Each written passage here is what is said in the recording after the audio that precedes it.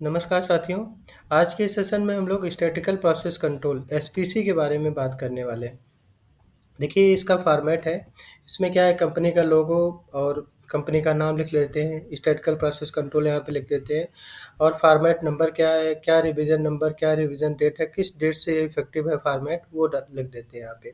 अब हम बात करने वाले हैं कि कौन से पार्ट का हम लोग एसपीसी परफॉर्म करने वाले हैं, उस पार्ट का नाम, उस पार्ट का नंबर और कौन से इंस्ट्रूमेंट से परफॉर्म करने वाले हैं, उस इंस्ट्रूमेंट का नेम और आईडी और उसका लीस्ट काउंट क्या है। जैसे कि एग्जांपल में क्या है डीबीसी 01 है, इसका लीस्ट काउंट क्या है 0.01 mm है और जो स्पेसिफिकेशन है वो डायमेंशन 8 ± 0.5 है। ऐसे कौन से ऑपरेशन पे हम लोग परफॉर्म करने वाले हैं एसपीसी नरलिंग जैसे ऑपरेशन यहाँ पे एग्जांपल के लिए ले रखा है। सैंपल साइज हमारा 5 है, कौन से डेट पे परफॉर्म करने वाले हैं ये हमने मेंशन कर रखा है और कौन से मशीन पे, ये सारी चीज़ें यहाँ पे मेंशन है। अब हम बात करने वाले हैं कि रीडिंग का और डेटा का कलेक्शन कैसे करते हैं। देखिए ये क्या है, डेट है, किस डेट पे हम लोग और किस टाइम पे सैंपल का कलेक्शन कर रहे हैं वो यहाँ पे मेंशन कर लेंगे। हमने फ्रीक्वेंसी 1 आवर की अप्रॉक्सीमेट रखी है, तो जैसे 9 या 9:10 पे पहला रीडिंग लिया तो 10:10 पे दूसरा होगा। तो ऐसे तीसरा 11 बजे होगा, चौथा जो है 12 बजे होगा, 1 बजे, 2 बजे, ऐसे ही सैंपल का कलेक्शन करने वाले हैं। तो पहली बार जब सैंपल का करेक्शन करते हैं तो हमारा सैंपल साइज़ क्या है 5 का है, तो हम 5 पार्ट लेते हैं और उसका यहाँ पे डेटा लिख देते हैं, क्या आ रहा है उस डायमेंशन की वैल्यू क्या आ रही है। ऐसे 1 आवर्स के बाद दोबारा हम जाएँगे, 5 पार्ट लेंगे, सैंपल साइज़ हमारा 5 का है, 5 सैंपल कलेक्ट करेंगे, उसकी यहाँ पे रीडिंग लिख देंगे। ऐसे ही तीसरे घंटे में ऐसे ही हम करते जाएँगे। शाम तक ऐसे हमने कर दिया। अब ये शिफ्ट हमारी ओवर हो गई। अब नेक्स्ट शिफ्ट में जब हम आएँगे या नेक्स्ट शिफ्ट में जब ऑपरेशन ये चलेगा, दोबारा से जो है हम मॉर्निंग में आकर के उसको नेक्स्ट डे जो है उसका डाटा रिकॉर्ड करेंगे। ऐसे ही हम लोग इसको भी रिकॉर्ड करते जाते हैं दूसरे दिन।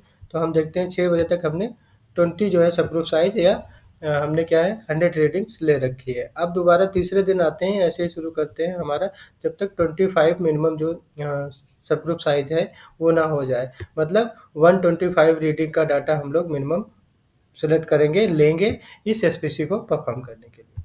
अब हम बात करने वाले हैं, देखिए टाइम को सेव करने के लिए हमने डेटा ऑलरेडी ले रखा है। यहाँ पे हमने उसको पेस्ट कर दिया है। अब हम इसमें देखते हैं कि फार्मूला कैसे लगाएँगे। देखिए हमें रेंज निकालना है और एवरेज निकालना है। तो रेंज क्या होता है मैक्सिमम माइनस मिनिमम। तो आप चाहें तो यहाँ पहले मैक्स निकाल लीजिए, मिन निकाल लीजिए, उसका डिफरेंस निकाल लीजिए या डायरेक्ट फार्मूले से डेटा रेंज को सेलेक्ट करके मैक्स माइनस मिन करके निकाल सकते हैं। देखिए इसकी लार्ज वैल्यू क्या है, लार्ज वैल्यू मतलब मैक्सिमम वैल्यू क्या है। तो ये ऐसे सेलेक्ट कर लेंगे, ये डेटा रेंज हमारा, और इंटर मार देंगे तो हमारा ये आ गया 8.27 इसमें सबसे लार्ज है। इसको ऐसे ड्रैग कर लेंगे तो सब जगह आ जाएगा, सारे जो हमारे 25 सब ग्रुप है सबकी वैल्यूज़ में मैक्सिमम क्या है वो आ जाएगा डेटा रेंज में। दूसरा क्या है, अब हमें मिन निकालना है। मिन के लिए भी सेम ऐसे ही करेंगे, हम लोग सेलेक्ट कर लेंगे और उस फार्मूले को ड्रैग कर लेंगे तो हमारा मिन आ जाएगा। अब हम क्या करते हैं, रेंज निकालना है। तो रेंज के लिए 2 चीज़ें हैं, हम चाहे तो यहाँ से ये माइनस करके डायरेक्ट निकाल सकते हैं रेंज, और या तो हम फार्मूले बार में जा कर के मैक्स माइनस मिन करके निकाल सकते हैं। देखिए हम चाहें तो मैक्स माइनस मिन इंटर 0.08 आया ऐसे करके निकाल सकते हैं, या हम क्या कर सकते हैं इसी फार्मूले को ड्रैग कर दें तो सबका आ जाएगा, या हम क्या कर सकते हैं कि डायरेक्ट फार्मूला लगा सकते हैं मैक्स जो यहाँ पे हमने सेलेक्ट कर रखा था। देखिए मैक्स, ये डेटा रेंज है हमारा, ये ले लिया, माइनस मिन, ये हमारा डेटा रेंज है, इसको ले लिया। अब इसी को इंटर मार दिया और इसी फार्मूले को हमने ड्रैग कर लिया तो डायरेक्ट फार्मूले से भी आ जाएगा। मैक्स मिन निकाल लार्ज और स्मॉल या लार्ज वैल्यू स्मॉल वैल्यू निकालने की ज़रूरत नहीं है। अब हम क्या करते हैं, एवरेज लिखते हैं। देखिए एवरेज कैसे मेजरमेंट करेंगे, तो एवरेज का फार्मूला लगाएंगे, एवरेज लिखेंगे, ठीक है, और ये डेटा रेंज सेलेक्ट कर लेंगे तो हमारे जो है जितने भी हमने यहाँ पे सब ग्रुप ले रखे हैं या सैंपल साइज है सबके क्या है एवरेज आ जाएंगे। अब यहाँ पे हमने क्या किया, एवरेज निकाल लिया, सैंपल एवरेज, ठीक है।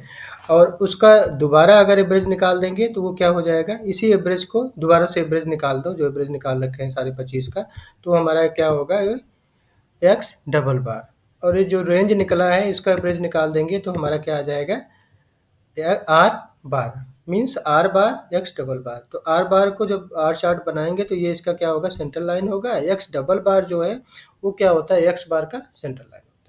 तो ये हमने बना लिया। अब हम देखते हैं कि आर बार और एक्स बार चार्ट कैसे बनाते हैं। देखिए चार्ट बना हुआ है, ये चार्ट कैसे बनाएंगे, इसके लिए आपको क्या करना है, एवरेज चार्ट है तो एवरेज की रीडिंग सेलेक्ट कर लेनी है। ये रीडिंग हमने क्या किया, सेलेक्ट कर लिया। अब क्या करते हैं, इंसर्ट में जाते हैं, चार्ट्स में जाते हैं, ठीक है। रिकमेंडेड चार्ट्स यहाँ पे गिवन है, आल चार्ट में जाइए, वहाँ पे देखिए लाइन चार्ट क्या है, ये लाइन चार्ट है, इसको हम लोग ऐसे सेलेक्ट कर लेंगे। देखिए हमारा क्या है, एवरेज चार्ट बन गया या एक्स बार चार्ट बन गया, एक्स बार चार्ट। इसको एक्स बार चार्ट को हम लोग क्या बोलते हैं, एवरेज चार्ट भी बोलते हैं। इसको थोड़ा सा ऊपर रख लेते हैं जिससे दोनों को कंपेयर करने में इजी रहे हमें। हमने इसको क्या किया, यहाँ पे रख लेते हैं, ठीक है। अब हम देखते हैं कि इसमें सेंटर लाइन क्या होगा। देखिए सेंटर लाइन जो होता है वो क्या था, हमने बता रखा है एक्स डबल बार। एवरेज के लिए क्या है, एवरेज का जो दोबारा एवरेज निकाल रखे हैं उसको एक्स डबल बार बोलते हैं, वही सेंटर लाइन 8.2619। 8.2619 पे हम लोग क्या करते हैं, एक लाइन ड्रा कर लेते हैं। इंसर्ट करिए, शेप में जा करके ये हमने एक लाइन 8.2619, थोड़ा सा 8.26 के ऊपर जो है एक लाइन ड्रा कर लेते हैं।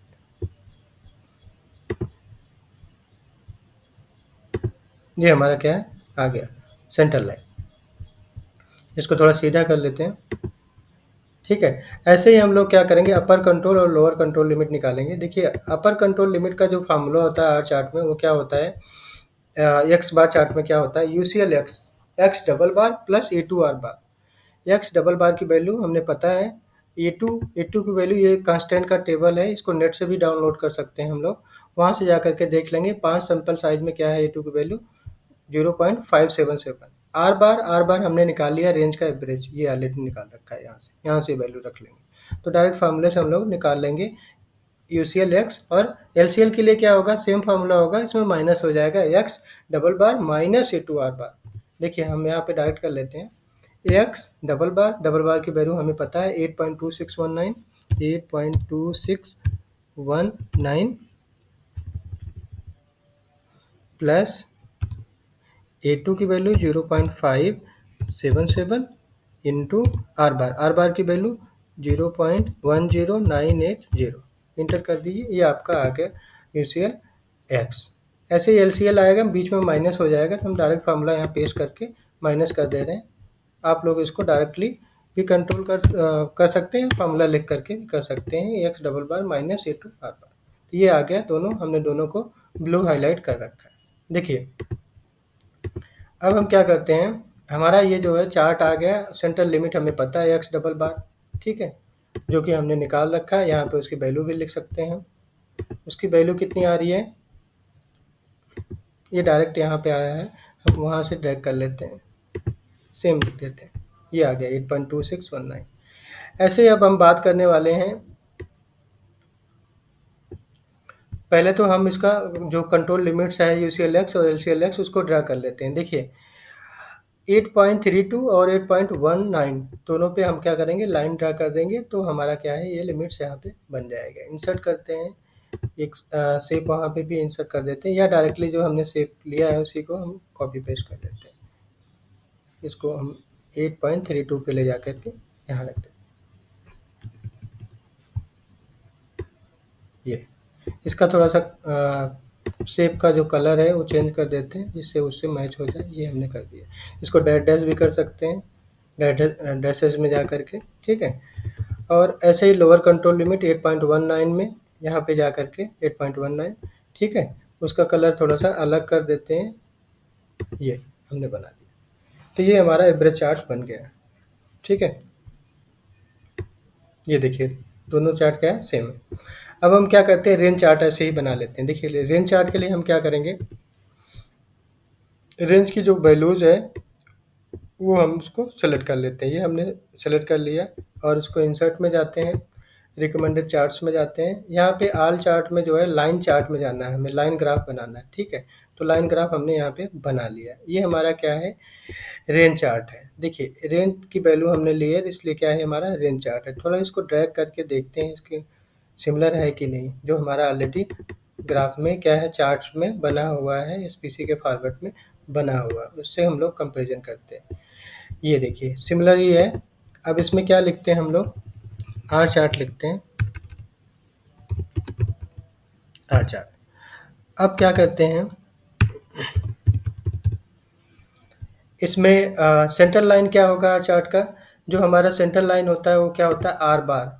तो आर बार की वैल्यू हमें ऑलरेडी पता है, क्योंकि हमने क्या है फार्मूला से कैलकुलेट कर रखा है। तो वो हम यहाँ पे लिख लेते हैं 10980। तो यहाँ पे है 10 के थोड़ा सा ऊपर है, तो यहाँ पे ऐसे मेंशन कर देंगे।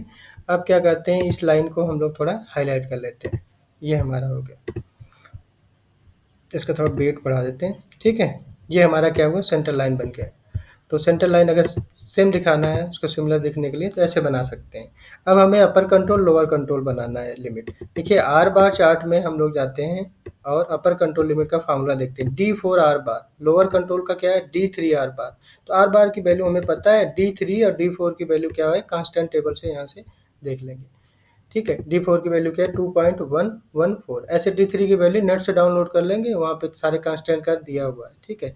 अब यहाँ पे हमने D3 की वैल्यू क्या है, अगर आपका जो सैंपल साइज है वो 7 से कम है तो D3 की वैल्यू क्या हो जाती है, 0 हो जाती है। तो LCL जो R है उसमें D3 की वैल्यू 0 है, R बार से मल्टीप्लाई करेंगे तो 0 हो जाएगा, इसलिए यहाँ पे 0 लिखा है। अब UCL R बार की अगर बात करें उसका फॉर्मूला क्या है, D4 R बार। देखिए D4 की वैल्यू यहाँ पे गिवन है, D4 की वैल्यू क्या है, 2.114। तो वहाँ से टेबल से उठा करके यहाँ पे रख देंगे, D4 की वैल्यू रख देंगे और R बार से मल्टीप्लाई कर देंगे, तो हमारा ये UCL R आ जाएगा। देखिए D4 की वैल्यू क्या है, 2.114 इंटू R बार क्या है, 0.10980। इंटर कर दिए तो यहाँ से वैल्यू आ गई 2.23, ठीक है। अब इसी को हम लोग क्या है, लाइन ड्रा कर लेंगे लिमिट्स का, ठीक है।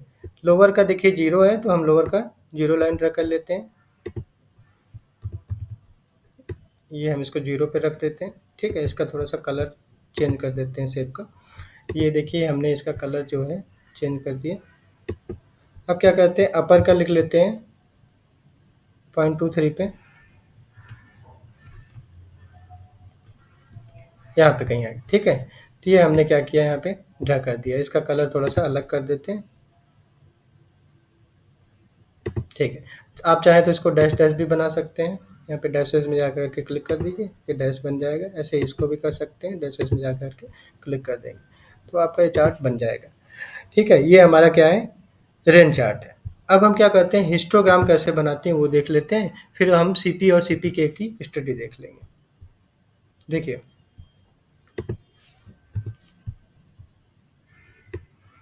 देखिए हिस्टोग्राम बनाने के लिए हमें क्या करना होगा, जो हमारा ये डेटा रेंज है इसको हमें कॉपी पेस्ट करना होगा। ये सारा वैल्यू हमने क्या किया, 125 रीडिंग लिया था, इसको कॉपी कर लीजिए और एक नेक्स्ट शीट में जा करके पेस्ट कर दीजिए। तो हमने यहाँ पे इसको पेस्ट कर दिया, ठीक है। अब क्या करेंगे, इंसर्ट में जाइए, डेटा में जाइए और वहाँ से आप आउटलाइन में जाइए, डेटा में जा करके डेटा एनालिसिस में जाइए, डेटा से डेटा एनालिसिस। देखिए डेटा एनालिसिस पे जैसे ही आप क्लिक करेंगे इसमें क्या है, आपका एक मिलेगा हिस्टोग्राम। अगर ऐसा नहीं है तो आप इसको पहले ऐड कर लेंगे, फार्मूले को, हिस्टोग्राम को पहले ऐड कर लेंगे, फिर उसके बाद इसमें फार्मूला लगाएंगे, ठीक है। अब उसके बाद ओके कर देंगे तो हमारा हिस्टोग्राम का ये आ गया, कौन सा रेंज और क्या इनपुट लेना है आपको। तो हम क्या करते हैं, सारे डेटा रेंज को ऐसे 125 जो रीडिंग्स है उसको सेलेक्ट कर लेते हैं इनपुट में और ओके कर देते हैं। तो हमारा ये क्या है, हिस्टोग्राम बन के आ जाता है बिन और फ्रिक्वेंसी के फॉर्म में। अब इसी में इंसर्ट करके वैसे ही सेम रिकमेंडेड चार्ट में जा करके हम लोग इसको बार ग्राफ एक बना लेंगे, रिकमेंडेड बार ग्राफ, या आर चार्ट में जा करके भी बार ग्राफ यहाँ से हम लोग बना सकते हैं ऐसे, ठीक है। ओके कर दिए तो हमारा ये क्या है, हिस्टोग्राम बन के आ जाता है, फ्रिक्वेंसी चार्ट या इसको हिस्टोग्राम बोलते हैं। अब इसको हम कॉपी पेस्ट कर लेते हैं और सेम जो हमारा बना हुआ है चार्ट हिस्टोग्राम उसी पे पेस्ट करके देख लेते हैं क्या ये सिमिलर है कि नहीं। थोड़ा हम इसको जूम आउट करते हैं, यहाँ पे जाते हैं। ये हमने क्या किया, यहाँ पे पेस्ट कर दिया। अब देखते हैं वो क्या जो बना हुआ है वो 3D है और हमने ये क्या है बार ग्राफ 2D का लिया है, ठीक है। तो इसलिए शेप थोड़ा सा डिफरेंस लग रहा है, बाकी चीज़ें क्या है सिमिलर है। देखिए सिमिलर ग्राफ हमारा बन गया। अब हम क्या करते हैं CP का कैलकुलेशन कैसे करते हैं वो देख लेते हैं। ये हमारा हिस्टोग्राम बन गया। देखिए अब इसमें जो है CP का फार्मूला कैसे लगाएंगे वो हम देख लेते हैं। उसके लिए हम क्या करते हैं, CP का फार्मूला लिखते हैं। CP का फार्मूला क्या होता है, UCL minus LCL divided by 6 sigma. देखिए 6 सिग्मा क्या है, यहाँ पे सिग्मा क्या है, within system variation, within subgroup variation को हम लोग सिग्मा बोलते हैं। मतलब ये हमारा जो सिग्मा है ये R बार बाई D2 से निकाला गया है। देखिए यहाँ पे हम बात करते हैं कैसे निकालना है और कैसे करना है, वो हम लोग यहाँ पे निकालने वाले हैं। देखिए दो तरीके से सिग्मा निकालते हैं, एक तो R बार बाई D2 है, एक कुछ लोग क्या करते हैं एक्सेल में डायरेक्ट सेलेक्ट करके फार्मूले से निकाल लेते हैं। तो दोनों में थोड़ा सा डिफरेंस आता है, वो हम देख लेते हैं। देखिए अगर हम R बार बाई D2 से निकालेंगे तो यहाँ पे इक्वल टू लगाते हैं, यहाँ सिग्मा लिखते हैं, यहाँ पे लिखते हैं sigma equal to R bar divided by D2 small D2। Okay अब यहाँ पे R बार बाई D2 का डायरेक्ट फार्मूला लिख लेते हैं। R बार का वैल्यू हमें पता है 0.10980 जो कि हम कैलकुलेट कर रखे हैं। D2 का वैल्यू हम टेबल से देख लेते हैं, कांस्टेंट है। ये है 5 सैंपल साइज के लिए 2.326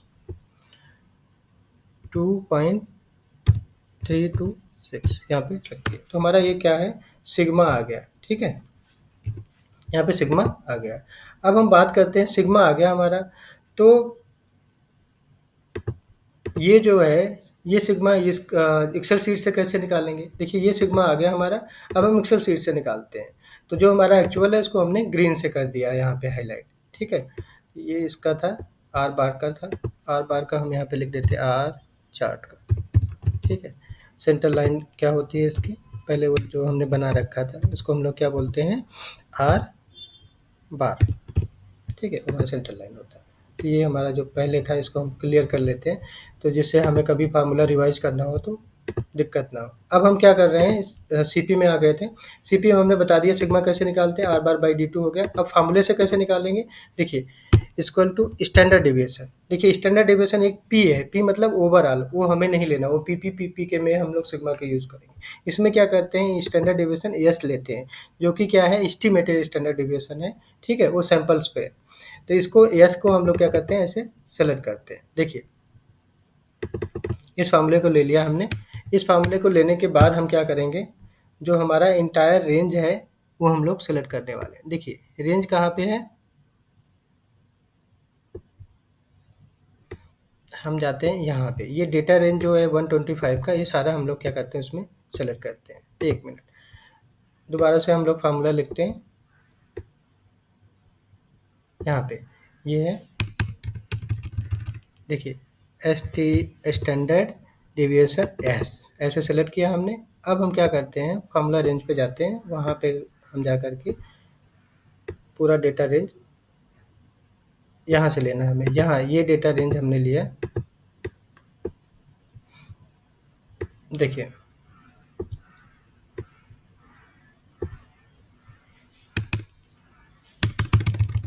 स्टैंडर्ड डेविएशन S, ठीक है। अब उस डेटा रेंज पे हम पहुँचते हैं। डेटा रेंज पे पहुँचे 125 रीडिंग्स टोटल है, उसको हमें लेना है, ये यहाँ से लेना है। ये सारे रेंज हमने ले लिए, ये 25 रेटिंग 125 रेटिंग ले लिया, इंटर मार दिया, तो हमारे यहाँ से सिग्मा आ जाएगा। थोड़ा सा डिफरेंस है इस सिग्मा और इस सिग्मा में, देखिए इसमें 005 आ रहा है, इसमें 004 आ रहा है, तो थोड़ा सा डिफरेंस है। तो थोड़ा सा ऐसे हम जब CP निकालेंगे थोड़ा सा डिफरेंस आएगा, या CP के में थोड़ा बहुत डिफरेंस आएगा, ठीक है। तो अभी हम R बार बाई D2 से चलते हैं, ये हमने निकाल लिया। अब इसमें अगर CP निकालेंगे तो इसका फार्मूला क्या होगा, देखिए USL minus LSL divided by 6 sigma. Sigma की वैल्यू हमें पता है, सिग्मा कैसे निकालेंगे, ये R बार बाई D2 से, ठीक है।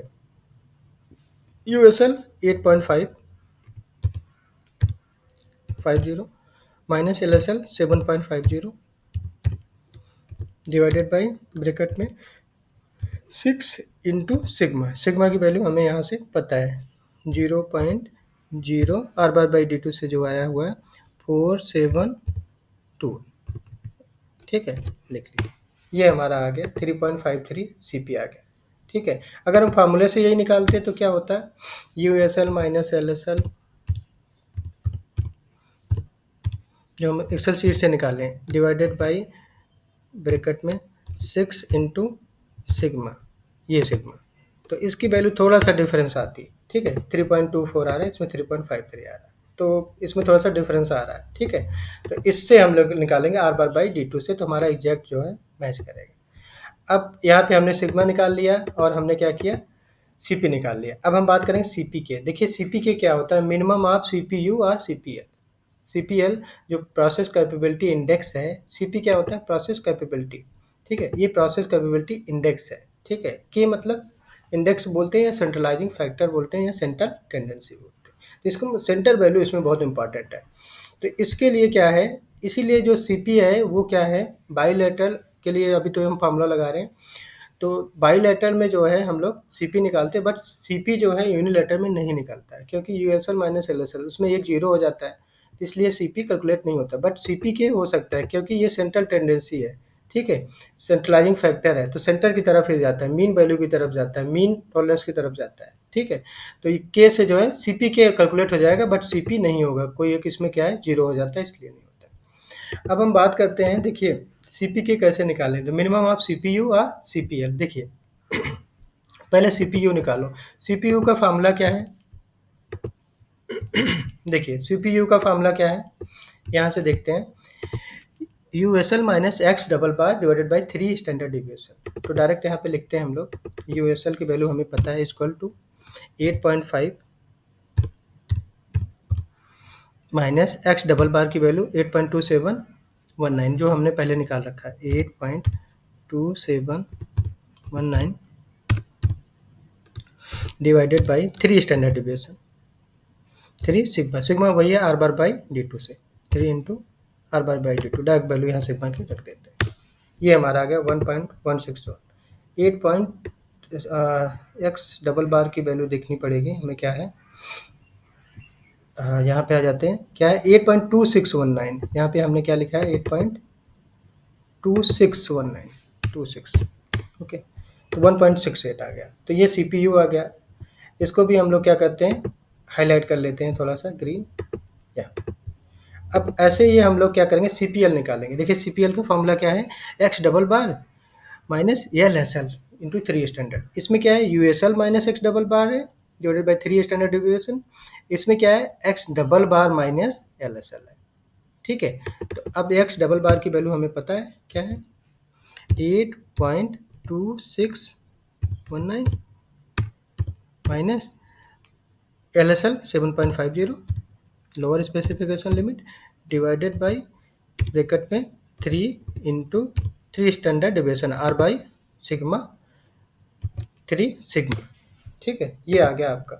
तो देखिए CPL CPU आ गया। अब इसमें से जो मिनिमम होगा वो आपका CPK हो जाएगा। तो डायरेक्ट यहाँ फार्मूला भी लगा सकते हैं, minimum of CPU and CPL, मिन ऑफ CPU और CPL। तो जो मिनिमम होगा आ जाएगा, या आपको दिख भी रहा है 1.68 क्या मिनिमम है, तो आपका वो क्या होगा, CPK होगा। ये CPK यहाँ पे आ गया।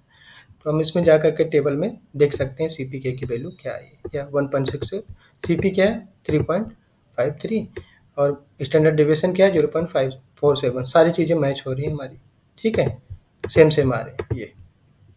अब हम क्या बात करने वाले हैं, एक होता है सिग्मा लेवल। जैसे मान लीजिए CPK की वैल्यू कुछ आ रही है, तो उसमें हम कैसे पता करेंगे कौन से सिग्मा लेवल पे है। तो एक फैक्टर होता है 3, उससे मल्टीप्लाई कर दें अगर CPK में, तो हमारा सिग्मा लेवल आ जाता है। ऐसे ही अगर मान लीजिए कोई CPK की वैल्यू है और सिग्मा लेवल निकालना है, तो हम उसको क्या करेंगे, 3 से मल्टीप्लाई कर देंगे तो निकल जाएगा। या सिग्मा लेवल में CPK की कितनी वैल्यू होगी, वो क्या करेंगे 3 से सिग्मा लेवल को डिवाइड कर देंगे, तो हमारा CPK की वैल्यू आ जाएगी। जैसे मान लीजिए CPK आपका 1.33 है, अब उसको अगर जो है हम 3 से मल्टीप्लाई कर दें, तो हमारा सिग्मा लेवल आ जाएगा इंटू 3.99, मतलब 4 सिग्मा लेवल आ गया। तो 4 सिग्मा लेवल में CPK की वैल्यू क्या थी, 1.33।